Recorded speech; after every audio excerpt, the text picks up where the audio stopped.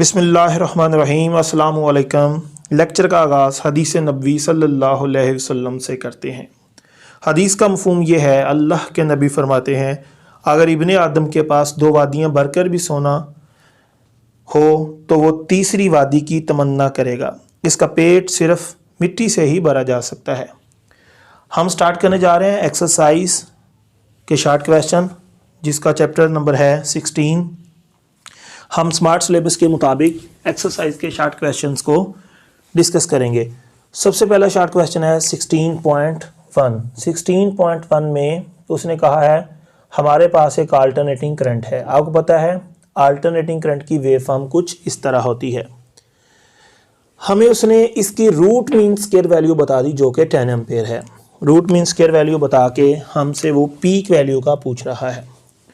तो जब भी इस तरह रूट मीन स्क्वायर वैल्यू बता के पीक वैल्यू का पूछे तो आपके पास एक फार्मूला होता है, वो है स्क्वायर रूट 2 मल्टीप्लाई बाई उसकी रूट मीन स्क्वायर वैल्यू।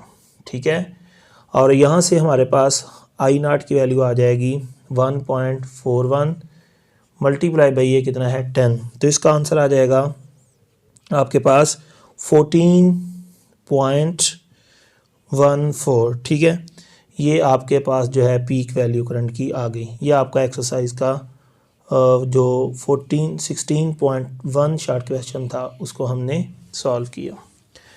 अब है 16.2। वो कहता है नेम द डिवाइस। उस डिवाइस का आप नाम बताइए जो डिवाइस क्या करती है, permit the direct current but oppose the flow of alternating current. ऐसी डिवाइस का नाम बताइए जो परमिट करती है, यानी परमिशन देती है किसको, डायरेक्ट करंट को। डीसी को क्या करती है, अलाउ करती है, और एसी को वो डिवाइस क्या है, ब्लॉक करती है। तो ऐसी कौन सी डिवाइस है आपने इस चैप्टर में पढ़ी है? हमने इस चैप्टर में 3 चीज़ें पढ़ी हैं, एक रेजिस्टर, एक कैपेसिटर और एक इंडक्टर। 3 चीज़ों के बारे में पढ़ा है। आपको पता है जो रेजिस्टर होता है इसकी रेजिस्टेंस का ताल्लुक उसकी लेंथ से, एरिया से, टेम्परेचर से और नेचर ऑफ मटेरियल से होता है। ठीक है, तो आपके सामने डीसी एसी जो है रेजिस्टर पर अपना कोई स्पेशल इफेक्ट नहीं दिखाता। हाँ, कैपेसिटर और इंडक्टर का ताल्लुक डीसी एसी से होता है। आप अभी देखेंगे ये चीज़ों को। मिसाल के तौर पर मैं यहाँ पे बात कर लेता हूँ कि मेरे पास एक इंडक्टर है। ठीक है, हम इंडक्टर को देखते हैं कि इसका बिहेवियर कैसा होता है। अगर हम इंडक्टर के क्रॉस यहाँ पे एसी लगा दें, कौन सा करंट अप्लाई कर दें इसको, हम इसको अल्टरनेटिंग वोल्टेज का सोर्स लगा देते हैं, तो इसमें से जो करंट फ्लो कर रहा है वो कौन सा है, अल्टरनेटिंग। आप लोगों ने स्टडी किया है कि इंडक्टर को जब अल्टरनेटिंग करंट आप अप्लाई करेंगे तो करंट की वैल्यू क्या हो रही है, चेंज, और इस करंट से पैदा होने वाली मैग्नेटिक फील्ड भी क्या हो रही है, चेंज। उसकी वजह से इसके अंदर फ्लक्स चेंज होता है। जब फ्लक्स चेंज होता है इसके अंदर ईएमएफ इंड्यूस होती है, जिसको हम बोलते हैं सेल्फ इंड्यूस्ड ईएमएफ, और वो बराबर होती है L इंटू डेल्टा आई ओवर डेल्टा टी, जो कि आप चैप्टर नंबर 15 में पढ़ के आए हैं।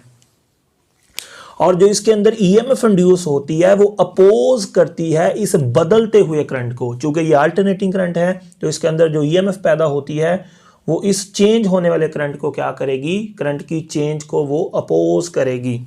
तो अपोज करने के मीनिंग्स हम यहाँ पे ले रहे हैं कि ब्लॉक करेगी।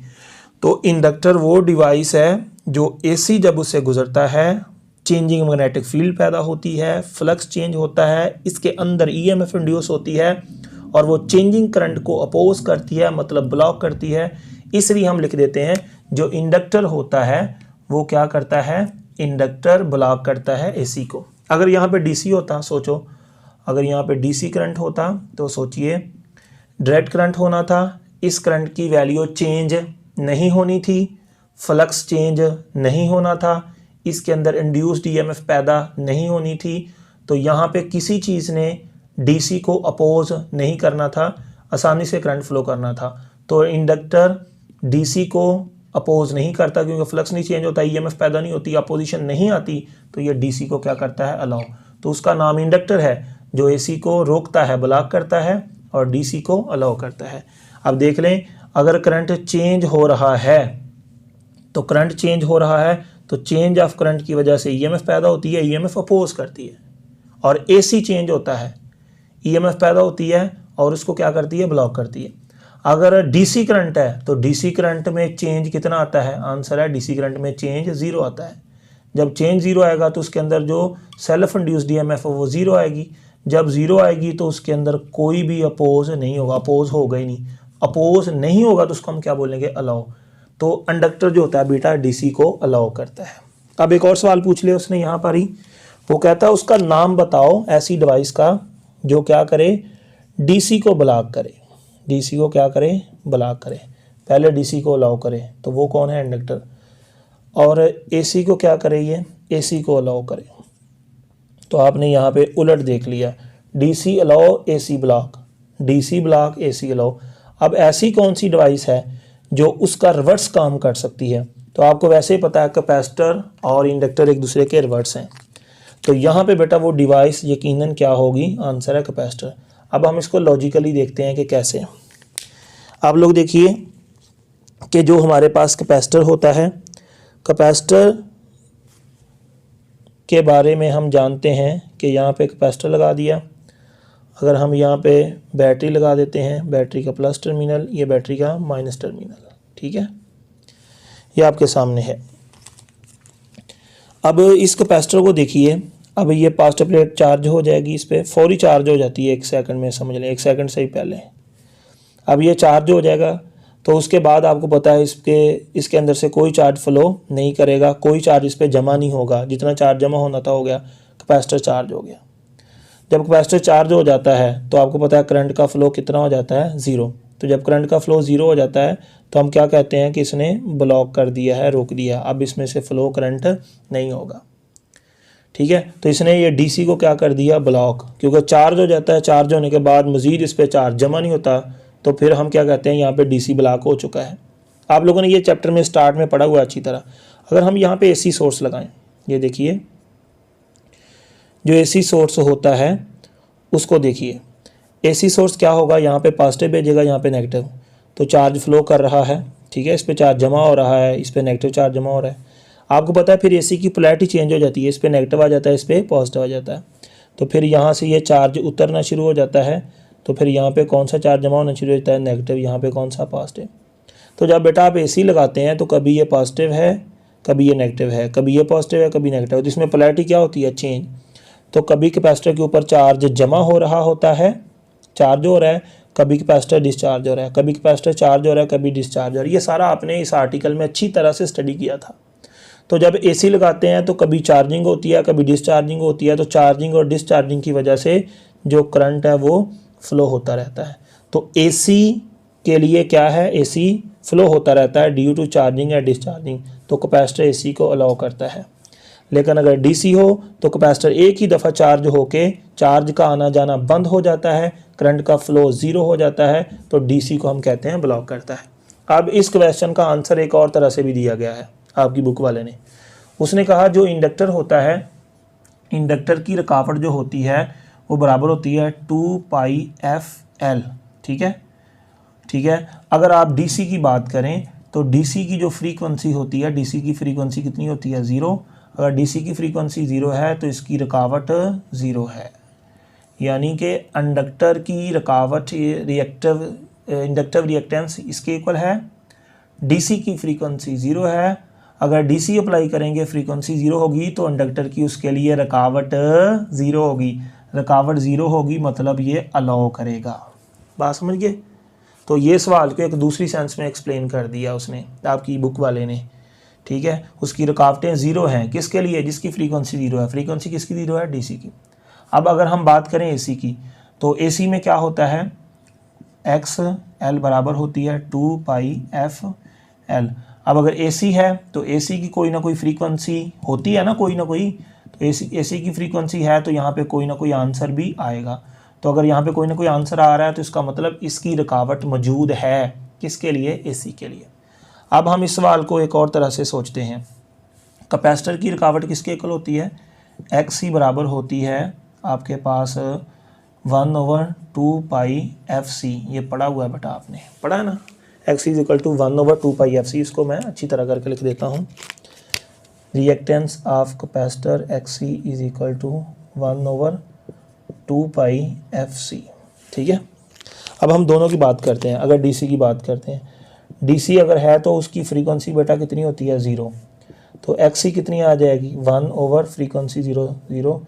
तो इसकी रुकावट क्या है, कैपेसिटर की जो रिएक्टेंस है वो इन्फिनिटी है, किसके लिए, डीसी के लिए। डीसी की फ्रीक्वेंसी कितनी है 0, फ्रीक्वेंसी 0 है तो इसकी रुकावट इन्फिनिटी है। इसका मतलब अगर कैपेसिटर को हम डीसी दे दें 0 फ्रीक्वेंसी वाला तो इसकी रुकावट इनफाइनेट हो जाती है।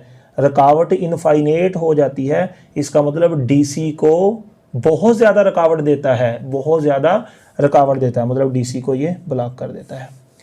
अगर हम एसी की बात करें तो ये क्या है 1/2πfc, ठीक है। अब एसी की कोई ना कोई फ्रीक्वेंसी होगी। अब जितनी फ्रीक्वेंसी एसी की ज़्यादा होगी, बोलो, जितनी एसी की फ्रीक्वेंसी ज़्यादा होगी इसकी रुकावट उतनी कम हो जाएगी। जितनी फ्रीक्वेंसी एसी की ज़्यादा उतनी रुकावट कम, मतलब इसका जवाब इन्फिनिटी नहीं आएगा। इन्फिनिटी तब आता है जब फ्रीक्वेंसी 0 होती है। तो फ्रीक्वेंसी 0 डीसी की होती है। अगर डीसी होगा तो कैपेसिटर की रिएक्टेंस इन्फिनिटी होगी। अगर एसी है, एसी की कुछ ना कुछ फ्रीक्वेंसी होगी, ठीक है, जितनी ज़्यादा फ्रीक्वेंसी होगी रुकावट उतनी कम होगी।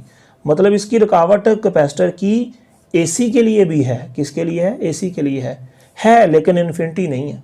और डीसी के लिए इसकी रुकावट है इन्फिनिटी, लिहाजा जिसके लिए इन्फिनिटी रुकावट है उसको क्या कर देगा, ब्लॉक कर देगा। और जिसके लिए रुकावट इन्फिनिटी नहीं है तो उसको क्या करेगा, ये अलाउ करेगा। तो जितनी फ्रीक्वेंसी ज़्यादा होगी उतनी ये उसको अपनी रिएक्टेंस कम करेगा पेश। तो जितनी इसकी रिएक्टेंस कम उसको ऑफर होगी, समझ लो वहाँ पे उसका फ्लो उतना ज़्यादा होगा। तो इस तरह बेटा ये सवाल है जिसके बारे में आप ऐसे सोच सकते हैं। अब नेक्स्ट क्वेश्चन है हमारा, how many times per second will an incandescent lamp reach maximum brilliance when connected to a 50 hertz source. वो कहता है आपके पास ना एक इनकैंडिसेंट लैम्प है, ठीक है। कौन सा लैम्प है, इनकैंडिसेंट लैम्प। उसको हमने ना अल्टरनेटिंग करंट अप्लाई कर दिया और उस अल्टरनेटिंग करंट की जो फ्रीक्वेंसी है ना 50 हर्ट्ज है। मैं यहाँ पे बना के दिखाता हूँ कि ये आपके पास ना एक, मान लें कि ऐसे एक बल्ब है, ठीक है, इनकैंडिसेंट लैम्प है, ठीक है। इसको हमने यहाँ पे अल्टरनेटिंग करंट का सोर्स अप्लाई कर दिया, ये ले। और ये जो अल्टरनेटिंग करंट है कहता है इसकी फ्रीक्वेंसी 50 हर्ट्ज है। कितनी, 50 हर्ट्ज फ्रीक्वेंसी का मतलब होता है कि 1 सेकंड में 50 साइकिल मुकम्मल हो रहे हैं। कितने साइकिल मुकम्मल हो रहे हैं, 50। इतनी फ्रीक्वेंसी है इसकी। यहाँ पे लिख देता हूँ, इसकी फ्रीक्वेंसी है 50 हर्ट्ज, मतलब 1 सेकंड में 50 साइकिल कंप्लीट हो रहे हैं। उसने सवाल ये पूछा है कि ये जो बल्ब है 1 सेकंड में कितनी दफ़ा अपनी मैक्सिमम ब्रिलियंस दिखाएगा। 1 सेकंड में सोचो, 1 सेकंड में चक्कर कितने मुकम्मल हो रहे हैं, 50। तो अगर 1 सेकंड में 50 चक्कर मुकम्मल हुए हैं तो एक चक्कर में कितनी दफ़ा मैक्सिमम वैल्यू आती है करंट की। आप बोलेंगे एक दफ़ा पॉजिटिव मैक्सिमम आती है, एक दफ़ा नेगेटिव। तो जब एक साइकिल कंप्लीट होगा, एक साइकिल में 2 दफ़ा वो अपनी मैक्सिमम वैल्यू पे जाएगा।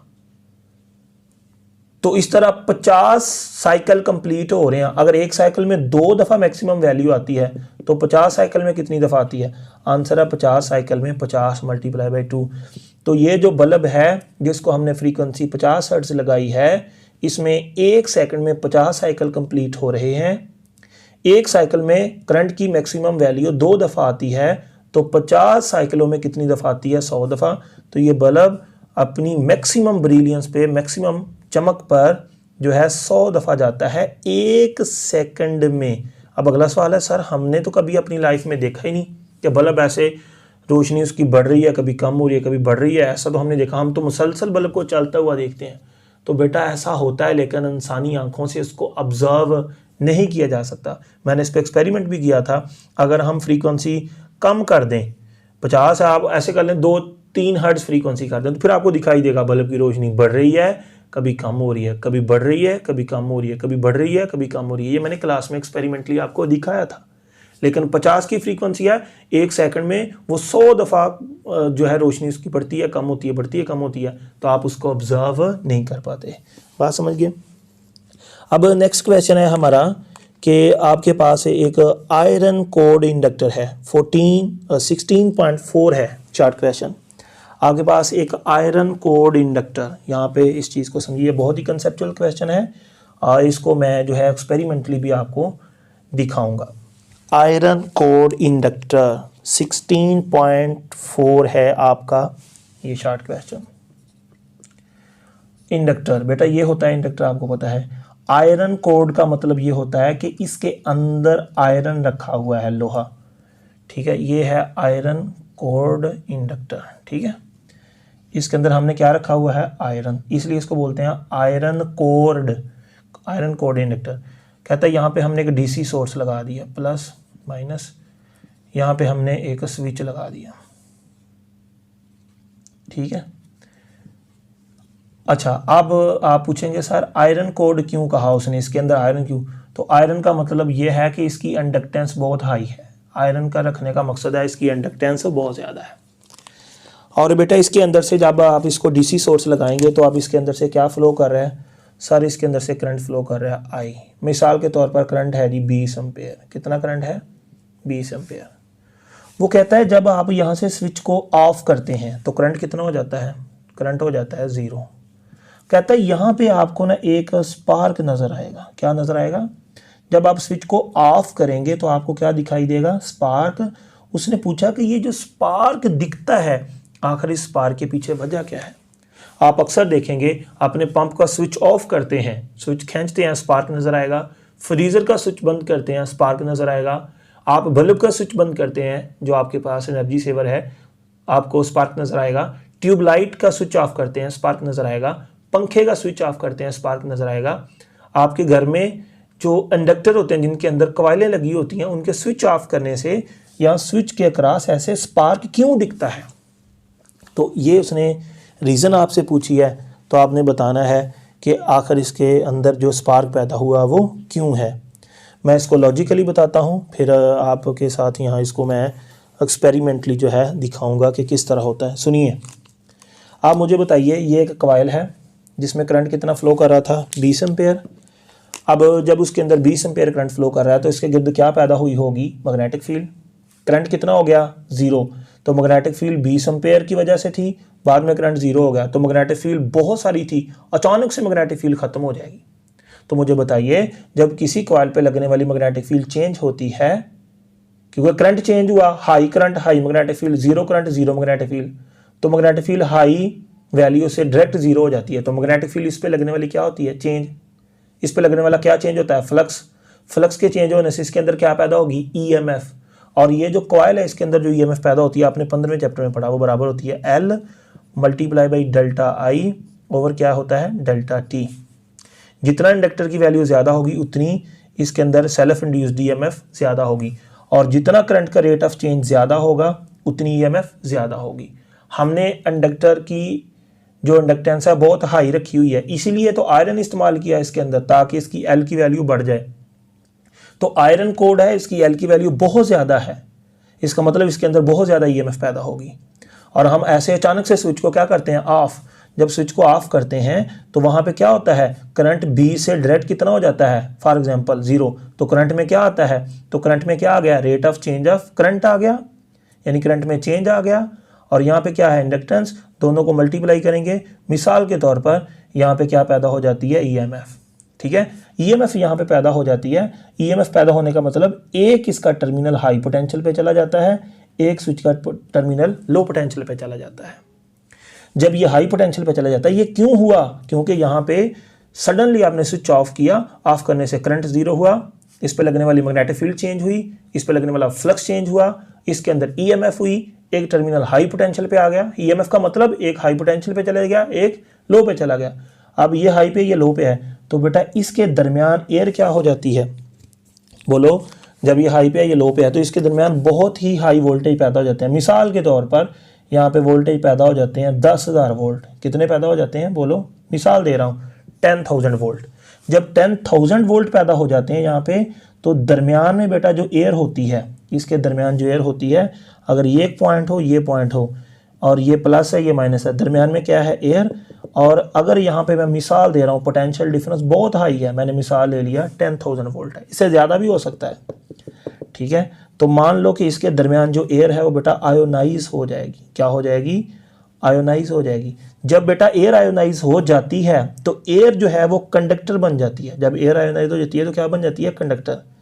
जब ये कंडक्टर बन जाती है तो इसके अंदर क्या करते हैं? चार्ज फ्लो होना शुरू हो जाते हैं। क्या होना शुरू हो जाते हैं? Charge flow. तो जब इस एयर के अंदर ऐसे चार्ज फ्लो करते हैं, क्या बोला मैंने? इस एयर के अंदर जब चार्ज फ्लो करते हैं, तो जब चार्ज ऐसे फ्लो करके जा रहे होते हैं तो रास्ते में जो एयर है उस चार्ज पार्टिकल की एयर के एटम के साथ क्या होती है? इसके साथ कोलिजन्स होती हैं। जब कोलिजन्स होती हैं तो एयर के जो मॉलिक्यूल्स हैं या एयर के एटम जो हैं वो एक्साइट हो जाते हैं। जब एक्साइट हो जाते हैं तो उसके बाद वो फिर बेटा क्या होते हैं? डी एक्साइट होते हैं। जब डी एक्साइट होते हैं तो यहाँ से एनर्जी मिट होती है, जो कि किस फॉर्म में होती है? लाइट की फॉर्म में। और हम कहते हैं यहाँ पे हमको क्या दिखाई दे रहा है? एक स्पार्क दिखाई दे रहा है। तो मान लो जब आपने इसको स्विच को ऑफ किया, इंडक्टर बहुत ज़्यादा वैल्यू का था, करंट का रेट ऑफ चेंज बहुत ज़्यादा हुआ, यहाँ पे ईएमएफ आई, हाई पोटेंशियल लो पोटेंशियल, यहाँ दरमियान में बहुत हाई ईएमएफ है, दरमियान की एयर आयोनाइज हो गई है, ये एयर कंडक्टर बन गई है, इसके दरमियान करंट फ्लो करेगा, करंट के फ्लो की वजह से चार्ज मूव करेगा, चार्ज मूव करने से कोलिजन्स होगी, कोलिजन से एयर के एटम आयोनाइज होंगे, कोलिजन की वजह से एयर के एटम्स एक्साइट होंगे, जब एटम्स एक्साइट होंगे तो फिर डी एक्साइट होंगे, जब डी एक्साइट होंगे तो फिर बेटा यहाँ पे वो लाइट मिट करेंगे, जिसको हम कहते हैं कि यहाँ पे स्पार्क पैदा हो गया। अब मैं आपको यही चीज़ एक्सपेरिमेंटली दिखाऊंगा। अब ये मेरे पास समझ लें ये बैटरी है, ठीक है, और यहाँ पे मैं इसके साथ एक इंडक्टर लगाता हूँ। ये मेरे पास इंडक्टर है, इसके साथ मैं इंडक्टर को कनेक्ट करता हूँ। ये मैंने बैटरी के साथ इंडक्टर का एक टर्मिनल कनेक्ट कर दिया और ये बैटरी के साथ इसका दूसरा टर्मिनल जोड़ दिया। तो आप यहाँ पे देख सकते हैं कि ये मैंने इसके साथ जोड़ दिए। तो जब मैं इसको ऐसे ऑफ करता हूँ तो ये देखिए एक स्पार्क पैदा होता है। ये देखें, इसके साथ जोड़ दिया, ये स्पार्क आपके सामने ऐसे दिखाई दे रहा है। ये देखें, ये ऑन करने से स्पार्क नहीं पैदा होता, ऑफ करने से पैदा होता है, ठीक है। ये देखिए मैं इसको ऐसे जोड़ता हूँ, ये ऐसे, ये देखिए ये जोड़ दिया, ये देखिए ये जोड़ दिया, ये देखिए ये जोड़ दिया। तो हम इस तरह इसको देख सकते हैं कि जब हम इसको इससे हटाएंगे करंट में चेंज आएगा, वही बातें सारी एयर आयोनाइज होगी और ये आपको ऐसे स्पार्क नज़र आने लगेगा। ये देखें, ये बहुत ज़्यादा हाई वोल्टेज है जिसकी वजह से एयर आयोनाइज होती है, हवा से करंट फ्लो करता है और वो सारा कुछ आप ये लें। तो ये हमने इसको एक्सपेरिमेंटली करके भी देख लिया।